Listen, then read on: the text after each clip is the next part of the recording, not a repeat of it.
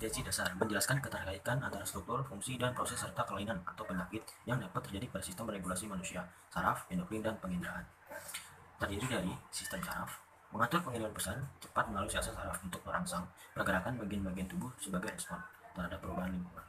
Yang kedua ada sistem hormon atau endokrin, mengatur pengiriman sinyal secara lambat melalui zat-zat kimia yang disebut hormon untuk mengatur proses biologis seperti pertumbuhan.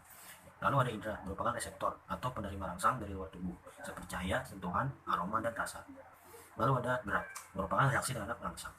Gerak biasa lebih lambat melibatkan otak. Lalu ada gerak refleks, lebih cepat tanpa melibatkan otak mekanisme pertahanan tubuh, jalan pintas, busur, atau refleks.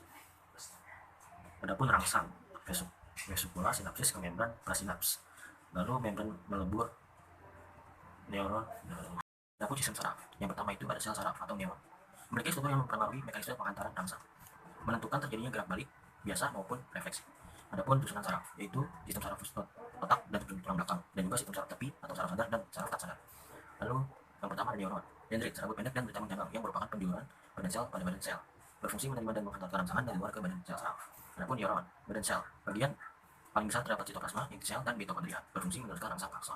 Adapun akson atau neurit, tanjuran sitoplasma yang panjang atau lebih panjang daripada dendrit, berfungsi untuk menjalankan impuls saraf dari badan sel ke neuron atau jaringan lainnya. Maka biasanya hanya satu. Pada setiap neuron terdapat benang-benang halus yang disebut neurofibriat. Ujung akan berhubungan dengan hal lainnya atau vektor. Adapun mielin, seluruh akson banyak mengandung lemak, pahat, jalannya impuls koneksi sebagai sel akson, tersusun atas sel syahwan bersegmen-segmen membentuk neuronus dan via. Adapun sel syahwan memberikan makanan dan regenerasi akson. Lalu saran via, bagian akson yang tidak bermielin berfungsi mempercepat jalannya impuls.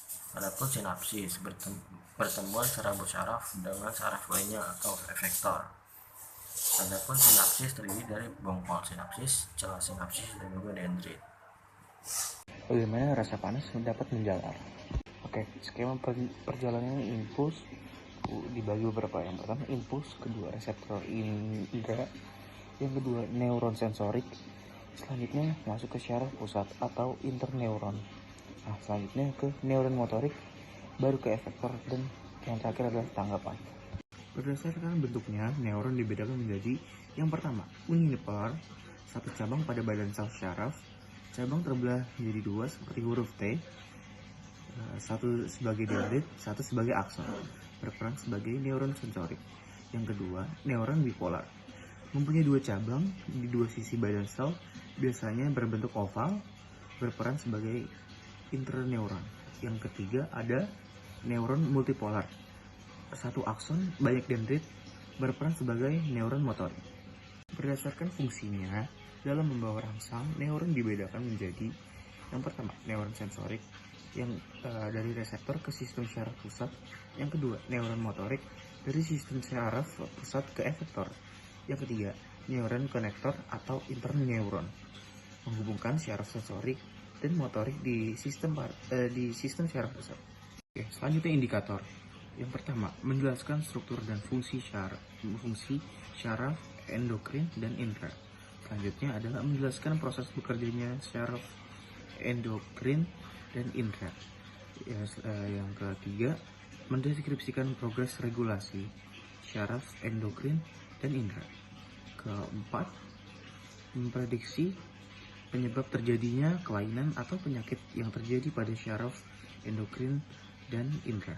Yang terakhir, mengkomunikasikan pengaruh narkoba terhadap kelainan atau penyakit syaraf. Selanjutnya, sistem syaraf tersusun atas sel saraf atau neuron, memiliki struktur yang mempengaruhi mekanisme pengantaran rangsang, menentukan terjadinya gerak baik bias maupun refleks. Oke, poin kedua, memiliki susunan syaraf yang terdiri atas sistem syaraf pusat otak, yaitu otak, sumsum tulang belakang, dan sumsum tulang belakang. Selanjutnya, sistem syaraf tepi yang terdiri atas syaraf sadar dan syaraf tak sadar. Mekanisme pengantaran rangsang. Rangsang adalah suatu potensial kerja di sepanjang akson berupa aliran listrik. Yang kedua, mengantarkan rangsang bila mendapat stimulus, cahaya, suhu, tekanan, dan lingkungan luar tubuh maupun dari sel tetangga. Yang ketiga, diterima oleh reseptor. Yang keempat, diteruskan melalui akson dan sinapsis. Neuron sinapsis adalah pertemuan serabut saraf dengan saraf lainnya atau efektor. Pengantaran rangsang melalui akson. Penyebab pengantaran itu adalah beda potensial listrik antara bagian luar dan dalam membran akson. Prosesnya adalah stimulus turun ke membran istirahat, Turun lagi ke membran, mendapat rangsangan. Nah, di stimulus itu ada muatan listrik namanya potensial istirahat dan membran aksol polarisasi. Nah, di membran mendapat rangsangan yang kedua bawahnya muatan listriknya potensial kerja, membran akson depolarisasi. Penghantaran melalui sinapsis, penerusan rangsang dari sel saraf satu ke sel saraf yang lain melibatkan satu saraf prasinaps, dua saraf pasca sinaps, dua saraf pasca sinaps, tiga celah sinaps, empat neurotransmitter. Baik, selanjutnya ada mielin. Seluruh akson banyak mengandung lemak, menghambat jalan impuls berfungsi sebagai pelindung akson, tersusun atas sel swan bersegmen-segmen membentuk nodus Ranvier. Lalu ada sel swan memberi makan dan regenerasi akson, nodus Ranvier, bagian akson yang tidak bermielin juga berfungsi mempercepat jalan impuls. Lalu ada pengaruh mielin terhadap pengantar rangsang. Bisa dilihat pada gambar. Lalu selanjutnya mekanisme penghantaran rangsang. Rangsang adalah suatu potensial kerja atau sinyal di sepanjang akson berupa aliran listrik menghantarkan rangsang bila mendapat stimulus dari sel lingkungan luar tubuh maupun dari sel tetangga. Lalu diterima oleh reseptor atau indera, diteruskan melalui akson dan sinapsis. Selanjutnya ada sinapsis. Sinapsis itu pertemuan serabut saraf dengan saraf lainnya atau efektor otot. Lalu penghantaran rangsang melalui akson. Ada penyebab penghantarannya, yaitu beda potensial listrik antara bagian luar dan dalam membran akson. Lalu prosesnya bisa dilihat pada gambar. Lalu penghantaran melalui sinapsis, penerusan rangsang dari sel saraf satu ke sel saraf yang lain melibatkan satu saraf prasinaps, saraf pasca sinaps, celah sinaps, dan neurotransmitter. Gambar selanjutnya adalah gambar pelepasan neurotransmitter pada sebuah sinapsis. Selanjutnya ada nasib asetikolin. Setelah bertugas diuraikan oleh enzim asetikolinesterase, lalu menjadi asetil dan kolin. Lalu berubahlah mereka menjadi akson. Lalu setelah itu berubah menjadi vesikula sinapsis yang selanjutnya akan penghantaran rangsang berikutnya.